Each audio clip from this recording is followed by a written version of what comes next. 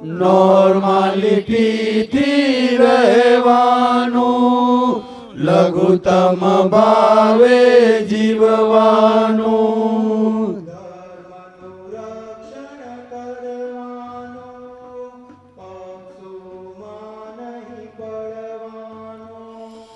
ધર્મનું રક્ષણ કરવાનું, પક્ષોમાં નહીં પડવાનું.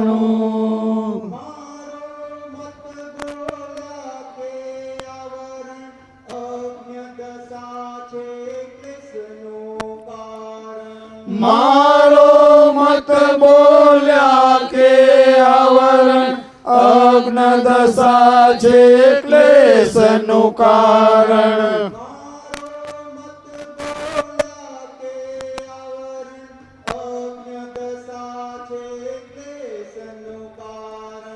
મારો મત બોલ્યા કે આવરણ અગ્નદશા છે ક્લેશનું કારણ.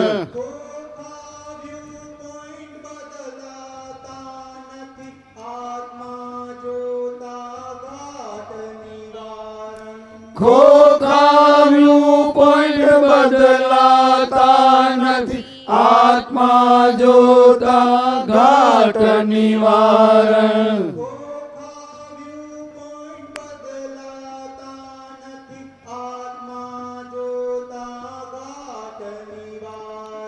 ખોખા વ્યૂ પોઈન્ટ બદલાતા નથી, આત્મા જોતા ઘાટ નિવારણ.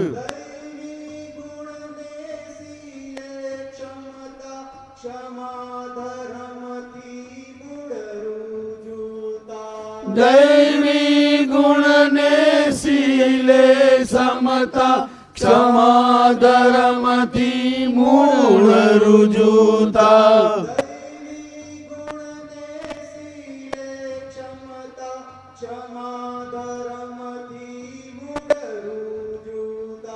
દૈવી ગુણને શીલે સમતા, ક્ષમા ધર્મથી મૂળ રુજુતા.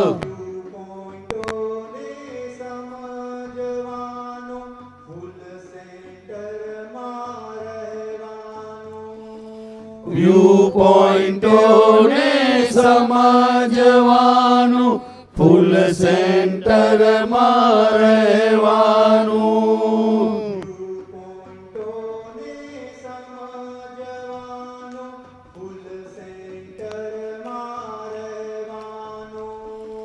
વ્યૂ પોઈન્ટોને સમજવાનું, ફૂલ સેન્ટરમાં રહેવાનું.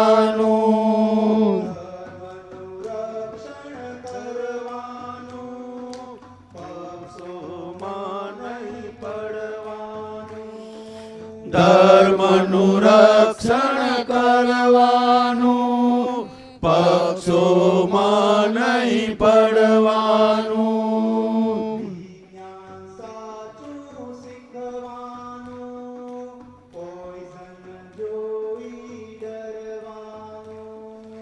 વિજ્ઞાન સાચું શીખવાનું, પોઈઝન જોઈ ડરવાનું.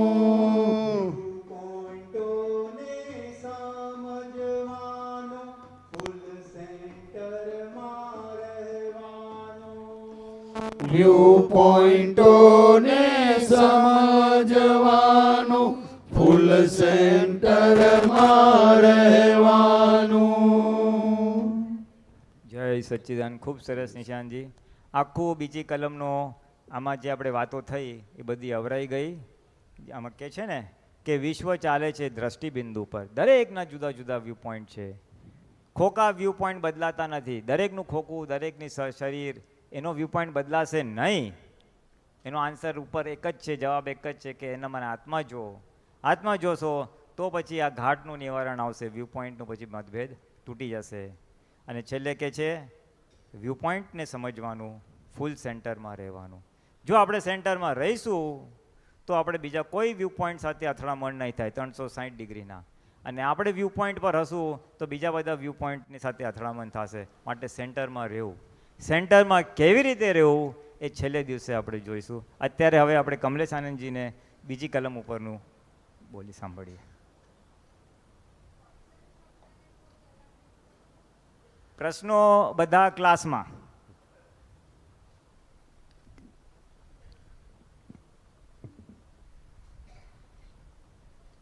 જય સચ્ચિદાનંદ, જય સચ્ચિદાનંદ, જય સચ્ચિદાનંદ.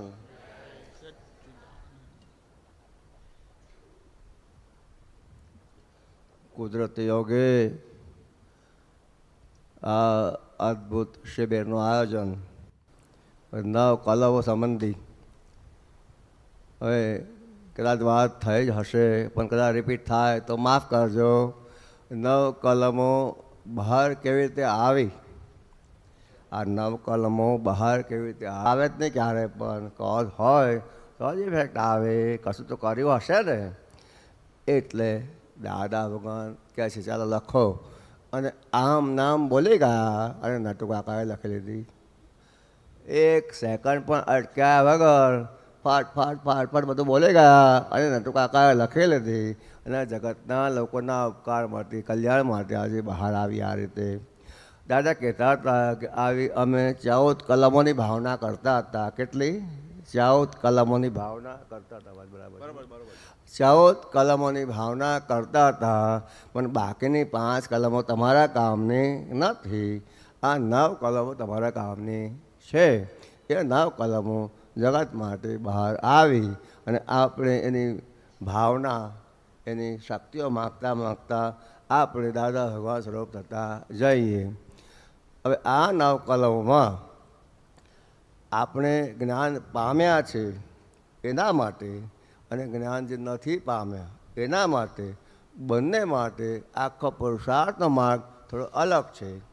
જે જ્ઞાન નથી પામ્યા એના માટે આ સીધું અહંકાર સિદ્ધિનું કારણ બને છે અને ત્યાંથી મોક્ષનું કારણ બને છે. ને આપણે જ્ઞાન પામ્યા છે તો આપણે તો શુદ્ધાત્મા થઈ ગયા. એટલે દાદા ભગવાન શું કહે છે કે આ 9 કલમો નથી આત્મપક્ષી કે નથી સંસાર પક્ષી. શું બોલે છે? આ 9 કલમો આત્મપક્ષી પણ એટલે કે આ પ્રકારનો ના હોય, એટલે આપણને દોષ સ્વરૂપે દેખાયા કરે. શું દેખાય? દોષ સ્વરૂપે દેખાય. અને તરત જ આપણે ત્યાં પ્રતિક્રમણો થતા જાય, એટલે અંદરથી આપણી સમજ ન કલમની સમજને પ્રમાણે મળતી જાય. આપણું દર્શન એ પ્રકારે ફેરફાર થતું જાય અંદરથી. આજે આપણે બીજી કલમની વાત કરવી છે, બરાબર? અત્યારે બીજી કલમ કે કોઈ પણ ધર્મનું પ્રમાણ ન દુભાય. કોઈ પણ ધર્મ બોલે છે, બરાબર છે? આપણે જન્મ્યા એટલે આપણો પહેલો કુળ ધર્મ આવે. કયો ધર્મ આવે? આપણો પોતાનો કુળ ધર્મ, એ પહેલો ધર્મ આપણો. દરેક પોતાના કુળ ધર્મમાં છે, દરેકના કુળ ધર્મ અલગ અલગ છે.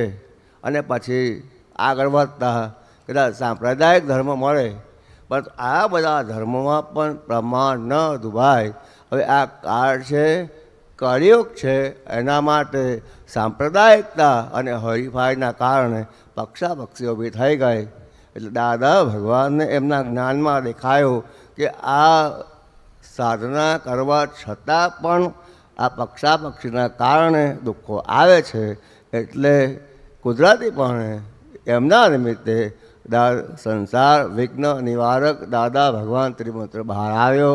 કે સંસાર વિઘ્ન નિવારક દાદા ભગવાન ત્રિમંત્ર, નિષ્પક્ષપાતી ત્રિમંત્ર બોલવાથી કોઈ પણ ધર્મમાં પક્ષપાત નહીં થાય અને એનું પ્રમાણ નહીં દુભાય. આ શરૂઆત થઈ આખી. પછી આગળ આપણે જોઈએ, વિચારીએ તો કે આ જીવન એ પણ ધર્મ છે. શું છે? આપણું જીવન એ પણ એક ધર્મ જ છે. હવે જીવનમાં જેમ જેમ આપણી અવસ્થાઓ બદલાતી જાય, આપણે જન્મ્યા, મોટા થયા, પરણ્યા, આમ તેમ આગળ આગળ વધતા જઈએ, એમ એમ આપણી અવસ્થા બદલાતી જાય, એમ એમ આપણા ધર્મો બદલાતા જાય. માતાનો ધર્મ, પિતાનો ધર્મ, ભાઈનો ધર્મ, પત્નીનો ધર્મ, પતિનો ધર્મ, આ બધા ધર્મો છે. શું છે? આ બધા ધર્મ છે. પણ ધર્મ અને ધર્મની સમજ આપણી અંદર જેટલી ખુલ્લી થઈ હોય એ પ્રકારે આપણું જીવન આદર્શ થતી જાય. અને આપણે જ્યાં જ્યાં આ ઋણાનુબંધ સંબંધમાં જેની જેની સાથે એકબીજાના ઇન્ટરેક્શનમાં આવીએ ત્યાં કોઈ પણનું પ્રમાણ ન દુભાય. કારણ કે પિતાનો ધર્મ છે, આપણો સામે સંતાન બાળકનો ધર્મ છે, તો આપણા નિમિત્તે પિતાનો ધર્મ ના દુભાય એ આપણી ફરજ છે. પત્ની છે, પતિ છે, તો પતિથી પત્નીનો ધર્મ ના દુભાય અને પત્નીથી પતિનો ધર્મ ના દુભાય એ આપણી ફરજ છે. તો આ બધી સમજ જેટલી આપણી અંદર ખુલ્લી થતી જાય તો આ ધર્મનું આપણે પાલન કરતા થઈ શકે. આ બધી સમજ દાદા ભગવાનના મુખેથી ખુલ્લી થયેલી છે કે આખા જીવનમાં આદર્શતા આવતી જાય. એટલે એમણે પોતે કહ્યું કે અમારે અમારા વાઈફ સાથે, હીરાબા સાથે આખી જિંદગીમાં એક પણ મતભેદ પડ્યો નથી.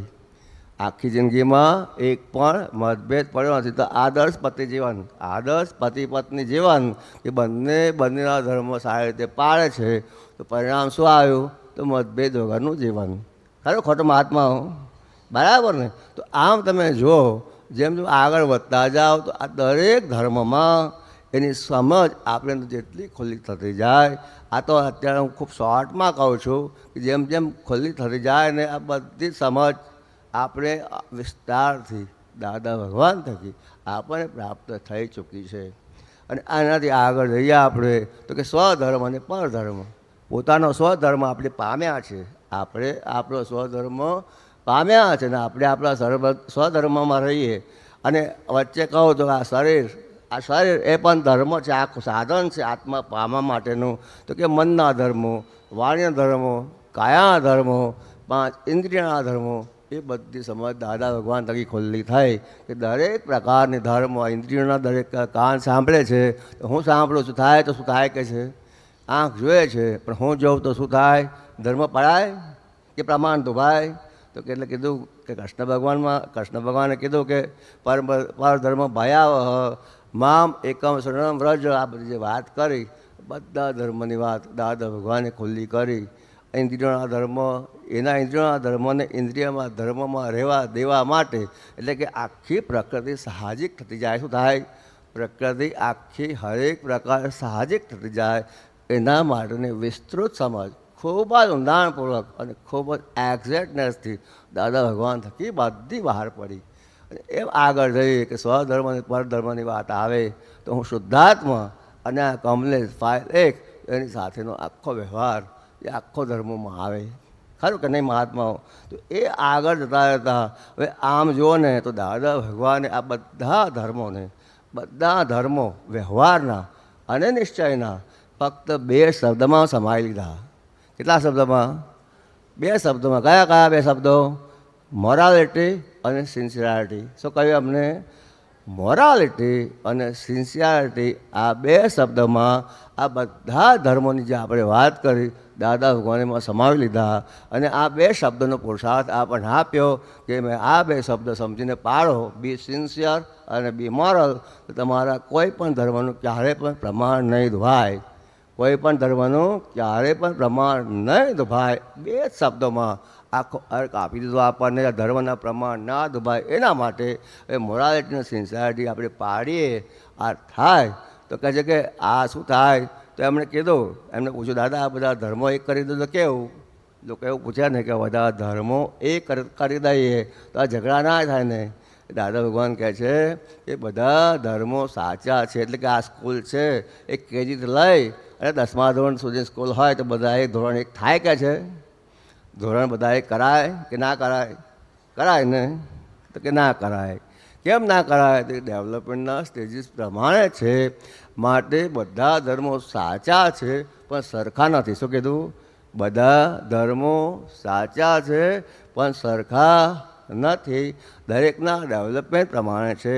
તો કે મોરાલિટી અને સિન્સિયરિટી જો આપણે પાડીએ, મોરાલિટી એ વ્યવહાર પક્ષે છે અને સિન્સિયરિટી આત્મ પક્ષે છે, નિશ્ચય પક્ષે છે. તો આ 2 શબ્દ પાડીએ તો પરિણામ શું આવે કે છે? આપણે પુરુષાર્થમાં લઈએ આ 2 શબ્દ, પરિણામ શું આવે? તો કે અહિંસા પરમો ધર્મ. આ સૌથી ઊંચામાં ઊંચા ધર્મની પ્રાપ્તિ થાય. શું થાય પ્રાપ્તિ? સૌથી ઊંચામાં ઊંચો ધર્મ કયો? તો અહિંસા પરમો ધર્મ એ પ્રાપ્તિ થાય. એટલે કે અહિંસકતા ખુલ્લી થાય. શું થાય? આખો અહિંસકતા ખુલ્લી થાય. અને અહિંસક થયો તો કે 5 મહાવ્રત ચારિત્રમાં પ્રગટ થાય. શું થાય? પાંચે પાંચ મહાવ્રત ચારિત્રમાં પ્રગટ થાય અને પાંચે પાંચ મહાવ્રત ચારિત્રમાં પ્રગટ થાય એટલે મોક્ષના દરવાજા પાસે જઈને આપણે ઊભા રહીએ. મોક્ષના દરવાજે આપણે ઊભા રહીએ. દાદા ભગવાનની એક એક વાત, એક એક શબ્દ આપણને હંમેશને માટે સમજાય, પુરુષાર્થમાં મુકાય અને આ વચન થઈને ચારિત્રમાં આવે તો મોક્ષના દરવાજા પાસે જઈને આપણને ઊભા રાખે છે. આ દાદા ભગવાનની વાત છે કે આ બીજી કલમ કોઈ પણ ધર્મનું પ્રમાણ નથી ભાઈ, કોઈ પણ શબ્દ મૂક્યો છે બધા પ્રકારના ધર્મોને. અને નટશેલમાં મોરાલિટી અને સિન્સિયરિટી બે શબ્દો, અને મોરાલિટી અને સિન્સિયરિટીની વ્યાખ્યા અલગ અલગ પ્રકારે આપી, અલગ અલગ પ્રકારે સમજણ આપી. આ કવિરાજના પદમાં બધું આવ્યું છે એ બધી અલગ અલગ સમજણો આવી કે તું આમ રહેજે, આમ રહેજે, આવી રીતે રહેજે, આમ કરજે, બધી સમજણ આમાં આવી ડિટેલમાં. પણ બે શબ્દમાં મૂક્યું હોય તો ફક્ત મોરાલિટી અને સિન્સિયરિટી બધા ધર્મો એમાં આવરાઈ જાય છે. અને એ પુરુષાર્થ ખુલ્લો થયો, અહિંસક થયા એટલે આપણે અહિંસક થયા ને એટલે પરમો ધર્મ, ઊંચામાં ઊંચા ધર્મની પ્રાપ્તિ આપણને થઈ કુદરતીપણે. એટલે કે આખો માર્ગ જે છે આખો ચાલે છે અને મોક્ષના દરવાજે જઈને આપણે ઊભા રહીએ તો મહાત્મા આ આખી વિશેષ સમજણ જે એટલી મળી આપણને. આપણે હવે આ વિજ્ઞાન પછી હું શુદ્ધાત્મા છું અને આ ફાઇલ એક છે.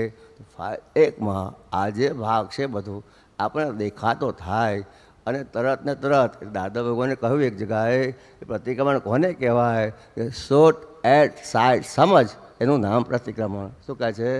શોર્ટ એટ સાઇડ સમજ, એનું નામ પ્રતિક્રમણ.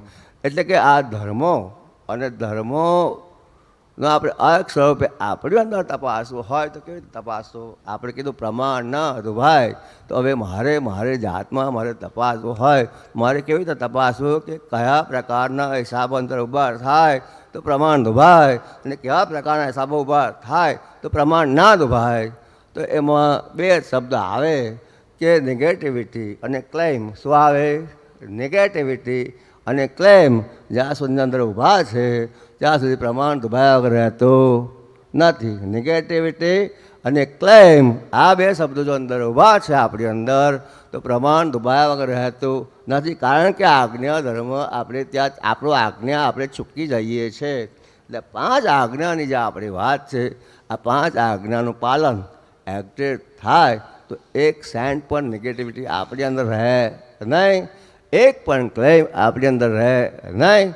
આપણે તપાસી લેવાનું આપણી જાતને, કોઈ પણ નેગેટિવિટી છે, કોઈ પણ ક્લેમ છે તો આ છે તો પછી ધર્મનું પ્રમાણ. એટલે કે જેની જોડેનો જે સંબંધ હોય, ઋણાનુબંધ સંબંધ જ્યાં પણ હોય કે જ્યાં કંઈ વ્યવહાર કે હિસાબ હોય એ દુભાયા વગર રહેવાનો નથી. અને દુભા છે તો પછીના પરિણામ આપણે એ પ્રકારે આવે છે.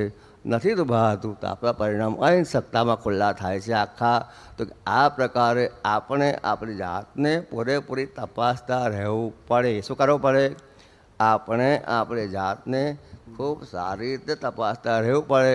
સમજણ અંદર એટલી વિસ્તૃત થતી જવી જોઈએ. આપણી અંદર આપણી સમજણ એટલી બધી વિસ્તૃત થાય, વિશાળ થાય ને વિશાળતાને પછી આપણે આપણી જાતને ફાઇલ એક સાથે સતતપણે હાજર રાખી તપાસતા રહીએ. એમ તપાસતા આપણને ખબર પડતી જાય કે ભાઈ આ વસ્તુ આમ છે, આમ છે, નહીં આ નહીં. દાદા ભગવાને આ કીધું છે, ચલો આપણે પછી આ કલમની શક્તિ માગો. એ કલમની શક્તિ માગે તમે જોજો. આમાં છેલ્લા પાના પર શું લખ્યું છે ખબર છે? કલમમાં છેલ્લી 3-4 લાઈનો લખી છે ને કલમમાં નીચે.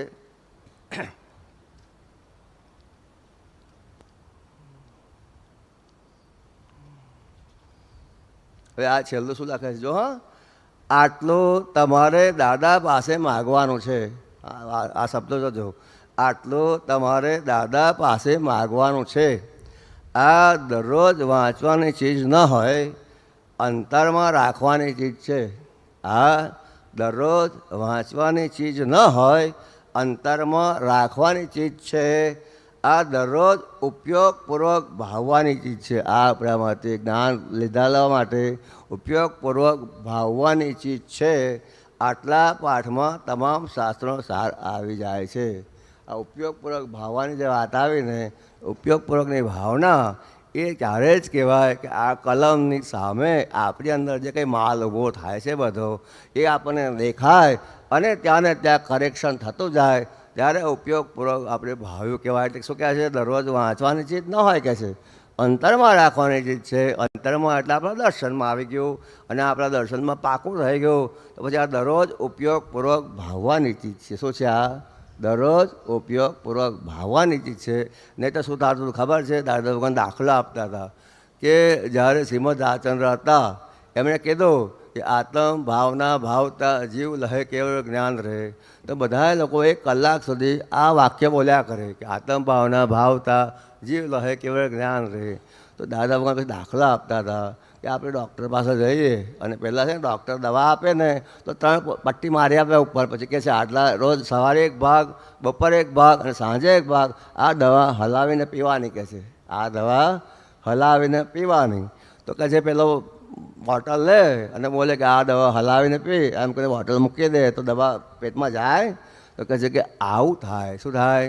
એટલે આપણે બોલ કરીએ ને, આ નીચે આ લખ્યું છે કે ઉપયોગપૂર્વક ભાવવાની ચીજ છે.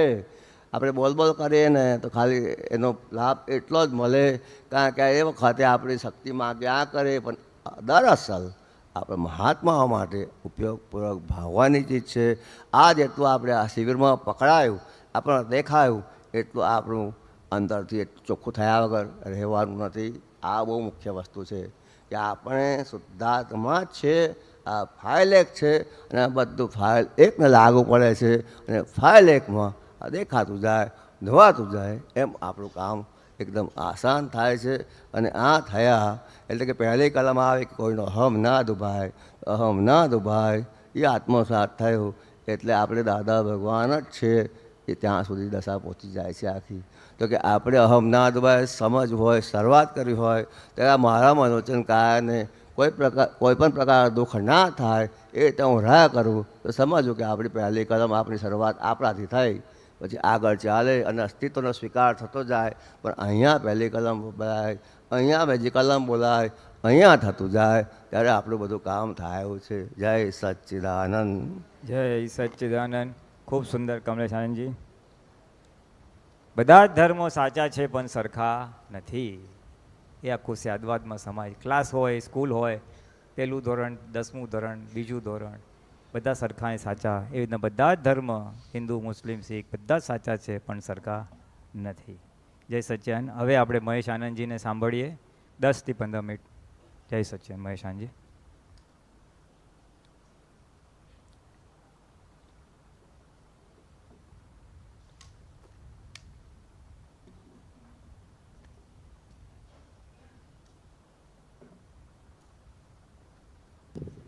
જય સચ્ચિદાનંદ.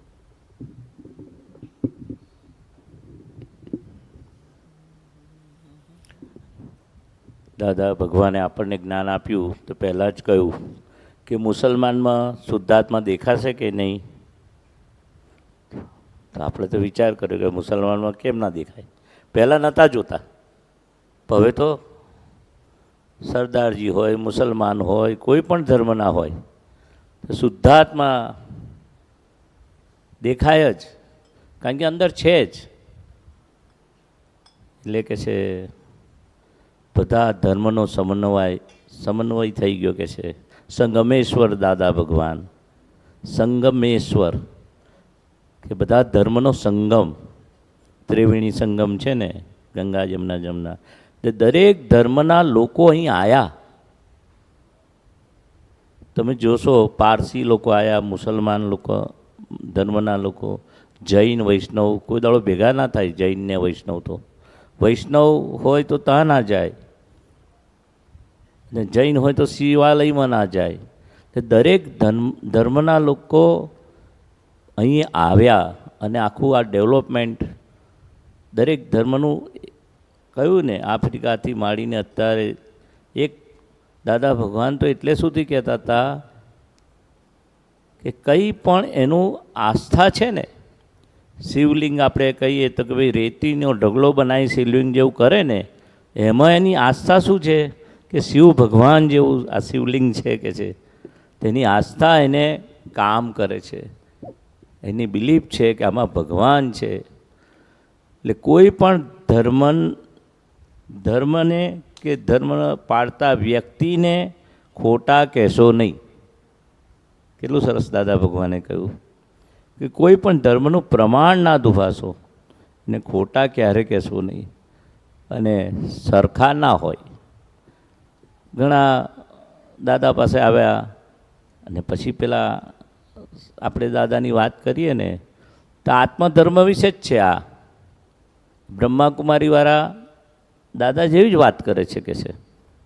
આપણે પેલું એ માટે નથી કહેતા, પણ આ દાખલો આપીએ છીએ કે દાદા કહે છે કે કોઈ ધર્મને સરખા ના માનતા, દરેકનું ડેવલપમેન્ટ છે કે છે. એટલે તમે આવું જ્ઞાન મળ્યું છે, આવું અલૌકિક છે કે છે. આ કોઈ ધર્મ નથી કે છે, દાદા ભગવાનનો કે છે, કોઈ સંપ્રદાય નથી. આવું કહેલું કે છે કે આત્મધર્મ છે કે છે. જ્યાં આત્મધર્મ છે ત્યાં આખું બધા ધર્મનું આખું નિચોડ જે કૃષ્ણ ભગવાને અર્જુનને આત્મધર્મ આપ્યો. એટલે મુખ્ય આપણે વ્યક્તિએ એને વિચારે એનો ધર્મ જુદો હોય, એના વ્યૂ પોઈન્ટ અલગ અલગ હોય, તો આપણે કોઈ પણ વ્યક્તિને ખોટો કહેશો નહીં. ચોરનો ધર્મ શું હોય? ચોરી કરવાનો. એનો ધર્મ છે. આપણે પૂછીએ તો હું ચોરી જ કરું છું કે છે. ઘણા તો ચોરોનું ગામ હોય છે આખું. જેવું તે શિક્ષકોનું ગામ હોય ને એવું ચોરોનું ગામ. એટલે એનો ધર્મ ચોરી કરવાનો છે. એટલે એનો વ્યૂ પોઈન્ટ છે કે ચોરી કરવાથી જ મારો ઘર સંસાર ચાલશે. દાદા ભગવાન તો ચોરને પણ ચોર કહેતા નહોતા. કેવું હતું કે એને ધર્મ ફેરવતા નહોતા. તું આ ચોરી કરીશ તો શું થશે, એના પરિણામ શું આવશે એ સમજાવતા હતા કે તને સખત મજૂરી કરવી પડશે. ચોરીનું ફળ સખત મજૂરી. એટલે આ રીતે ધર્મ તમને ધરી રાખે એનું નામ ધર્મ. દાદા ભગવાનનો આત્મધર્મ જે સંકિત પ્રાપ્ત થયું તમને ધરી રાખે છે, પડવા ના દે. દાદા ભગવાને ધર્મની ડેફિનેશન આવી આપી, તમને ધરી રાખે એ ધર્મ કે છે. અને પેલી રીતે આત્મધર્મનું કહે છે કે ભાઈ સોનાનો ધર્મ શું? કાટ ના લાગે. એ દાખલો આપ્યો. તો કે છે આત્માનો ધર્મ શું? જ્ઞાતા દ્રષ્ટા પરમાનંદ. એ તમારું સ્વરૂપ છે. છેવટે બધા જ ધર્મ લૌકિક એ પાછું આગળ વધતા છેલ્લા અલૌકિક ધર્મ. એટલે દાદાએ બે પ્રકારનું કહ્યું કે લૌકિક ધર્મ અને અલૌકિક ધર્મ. લૌકિક ધર્મ પણ એમાંથી પસાર થતાં અલૌકિક ધર્મને પહોંચવાનું. વ્યવહાર અને નિશ્ચય.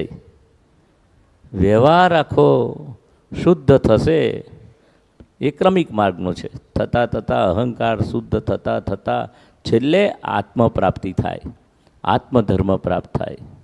એવી રીતે કે છે અક્રમમાં પહેલાં આત્મપ્રાપ્તિ થાય, આત્મધર્મ પહેલાં પ્રાપ્ત થાય અને પછી આ શુદ્ધિકરણનો માર્ગ છે કે છે. એટલે સ્યાદવાદ વાણી, સ્યાદવાદ વર્તન, સ્યાદવાદ મનન કરવાની પરમ શક્તિ આપો કે છે. કોઈ પણ ધર્મનું પ્રમાણ ના દુભાય એવી સ્યાદવાદ વાણી કે છે. એટલે દાદા ભગવાન બધા સાથે કોઈ પણ ધર્મના આવે, ભાઈ સ્વામિનારાયણ હોય કે વૈષ્ણવ હોય કે જૈન હોય, પણ એવી આત્મીયતા લાગે દાદા ભગવાન પાસે જે આવે છે એને. કે દાદા ભગવાન તો કેવું છે, બધા ધર્મવાળાને શું લાગે? મારા છે દાદા ભગવાન. એ જ મોટામાં મોટો કવિરાજે કહ્યું ચમત્કાર છે કે છે. સૌને લાગે મારા છે દાદા, એ મોટો ચમત્કાર. એટલે આપણે બી આપણા સંઘમાં બી જોશો કોઈ પક્ષાપક્ષી નથી, નિષ્પક્ષપાતી માર્ગ છે. બધા ધર્મવાળા એ કોઈ એમ ના કે તમે કઈ નાતના છો.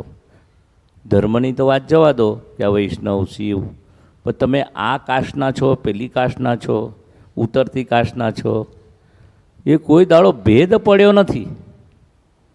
એટલે આ મોટું દાદા ભગવાને જોયું.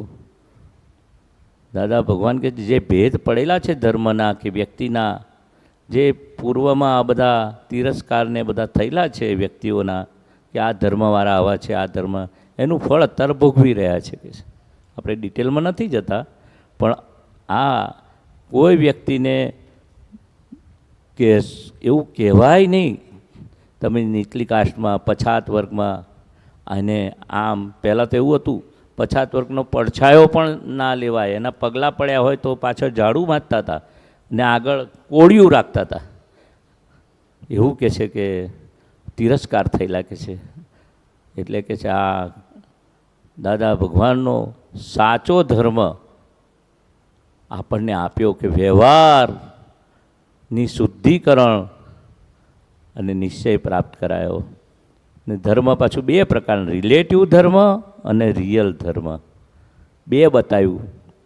કે રિલેટિવ આપણે જે કહે ને સિન્સિયરિટી અને મોરાલિટી, જે વ્યવહારમાં પણ ક્રોધ માન માયા વગરનો વ્યવહાર, એ સાચો ધર્મ છે કે છે.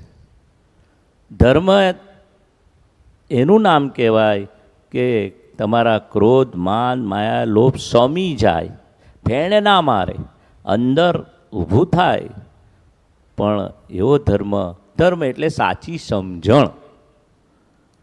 ધર્મ એટલે કોઈ વસ્તુ નથી, તમને ધરી રાખે સાચી સમજણ કે તમારા નિમિત્તે દરેક ધર્મવાળા એ પોતપોતાની ડેવલપમેન્ટ રીતે એ સાચા છે, સરખા નથી. જે વાત હમણાંની કરી રીતે, એટલે કોઈ પણ ધર્મને ખોટા કહેશો નહીં, કોઈ વ્યક્તિને ખોટા ના કહેતા, કોઈ સંસ્થા માટે, કોઈ પણ વ્યક્તિ માટે, સંસ્થા માટે અવળું ના બોલશો કે છે. એટલે બહુ સરસ આ ધર્મ વિશે દાદા ભગવાને ફોડ પાડ્યો. જય સચ્ચિદાનંદ. જય સચ્ચિદાનંદ. ખૂબ સુંદર મહેશ આનંદજી, એમને સરસ છણાવટ કરી. મહાત્માઓ, શિબિરનો પહેલો દિવસ, બીજો સત્ર કેવું લાગે છે? જામે છે?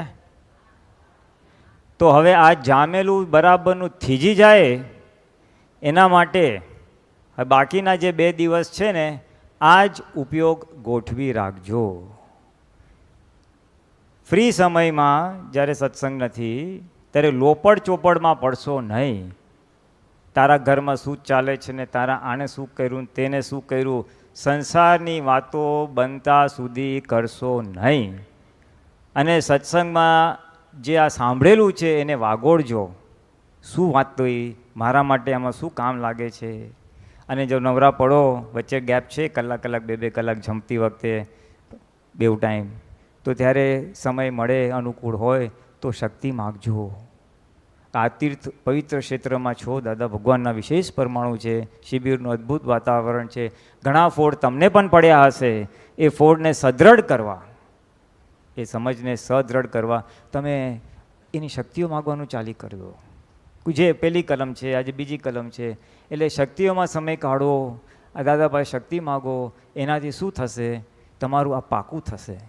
નહીં તો બહાર પગ મૂકતાની સાથે વ્યવહારની અને સંસારની વાત કરશો તો પાછા વિતરાગ વાતાવરણ જે અહીંયા ઊભું થયું છે ત્યાં પાછું રાગદ્વેષવાળું આવરણ આવી જશે.